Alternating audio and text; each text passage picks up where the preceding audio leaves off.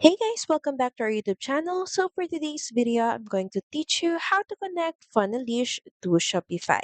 So first, let's head over to funnelish.com and we're just going to start creating a new account. So click on Start Free 14-day trial button. This will bring us to the sign up page. And from here, sign up using an email address or through Google or Facebook. So before we can use Funnelish, we're going to need to verify our email. So just check your email inbox for verification codes. So from our Funnelish dashboard in the search bar, just search for Shopify, and Shopify is in the integrations page. So just click on Shopify.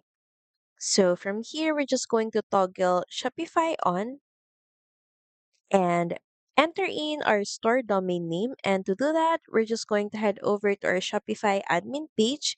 And of course, make sure that you're logged into your account. Next, at the bottom left corner of your screen, click on settings.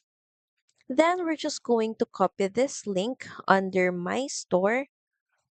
Then head back to Funnelish and paste it here. Then click on the connect button.